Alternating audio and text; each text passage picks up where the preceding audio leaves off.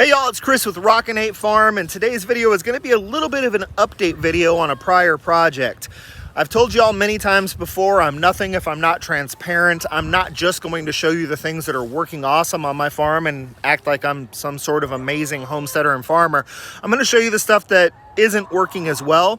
Today I want to do a little bit of a review on something that may or may not be working depending on the situation. I just want people to be aware that in the event that they are replicating the additions and changes that I have made to my Suscovich chicken tractors in order for them to be set up for breeding flocks or egg-laying flocks, I've come across something that might not be working really well. Before I dive into this not too epic failure, but it may not be working thing, do me a favor. Hit that subscribe button, click that notification bell, and go check out that website, rockin8farm.com. So here's the topic of the day today, y'all, and here's the problem.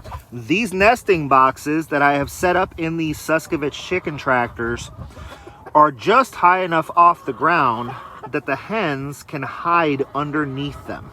Now, the reason that the hens are hiding underneath the nesting boxes is, quite frankly, to get away from the rooster. I try to keep enough hens in each of my tractors that the breeding ratios are good and therefore they're not being abused by a potentially aggressive rooster.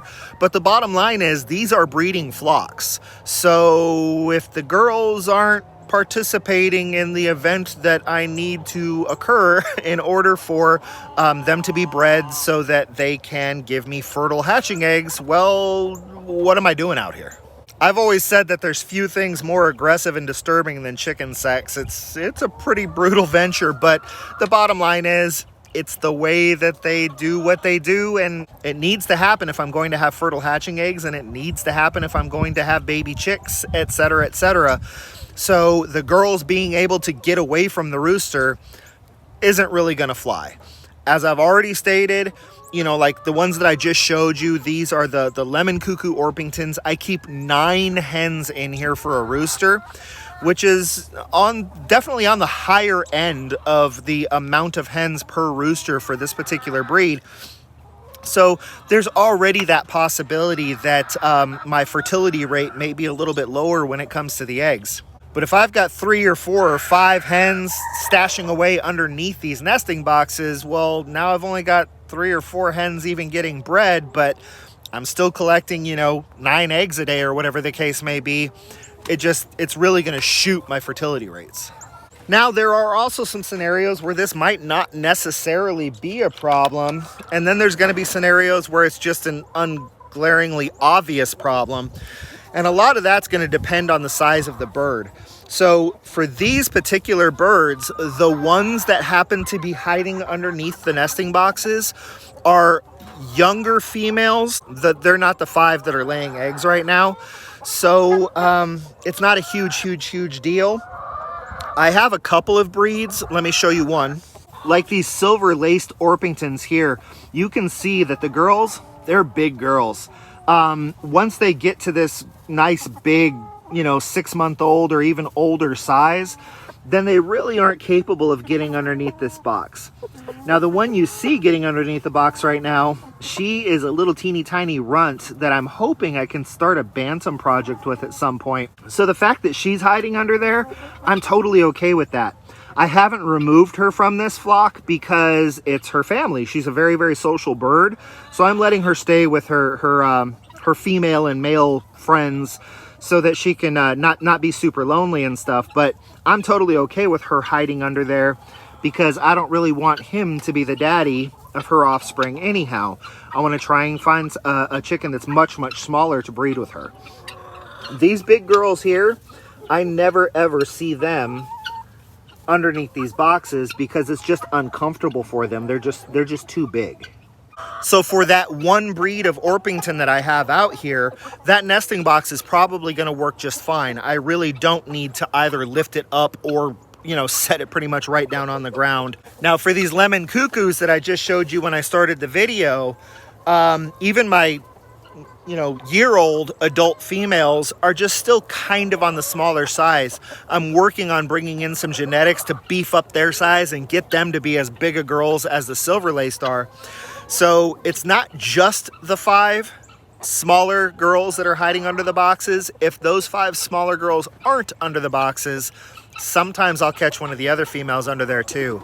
For this coop, I'm going to either need to raise the box up higher or set it down on the ground. Here's another example where size just makes a difference. With these I Am Samanis that my wife talked me into buying because she just really loves them and thinks they're a beautiful chicken, they are just smaller chickens, period, end of story. So I'm definitely gonna have to do something with the nesting boxes in their coop. You can see that they do obviously use the nesting boxes, which is awesome, but whether that egg is fertile or not, I have no idea, because they are, even at a more mature age, perfectly capable of getting underneath these boxes. Now, if any of you are kind of like, hey, what do you mean all these modifications to Suscovich chicken tractors? Y'all, I've done full videos on the modifications, how they were working, whether or not I was happy with them. This is something new that I've discovered that I'm not happy with, and I always want to pass that information along to y'all. So I'm going to kind of make a little bit of an assumption here that if somebody is catching this video, you're going to be able to go back and watch the other Suscovich chicken tractor videos and see how I built them and see how the modifications were made, see what types of things I've done. And then for your flocks, whether it's breeding flocks or just egg flocks, you can make the decision of where you need to put these nesting boxes. If you just have nothing but girls in here, it's no big deal, y'all.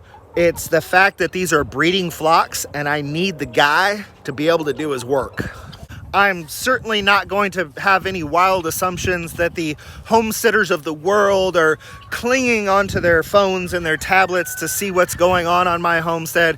It's just that if someone is looking on YouTube for potential modifications to a Suscovich tractor, they come across my videos and they see how I built the tractors. I wanted to be able to include some information on something that doesn't really seem to be working super well on the tractors.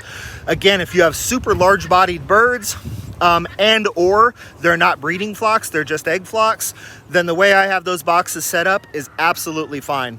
But if you're breeding anything that's on the smaller size, those girls are going to run and hide under those boxes so that the rooster can't get to them. And y'all, not real good for a breeding program. That's it for this update. I hope y'all found it informative. I hope it's helpful. And if y'all have tried building these tractors with these modifications, I hope they're working out for you. This has been Chris with Rockin Farm. Till I see y'all again, be happy and live healthy.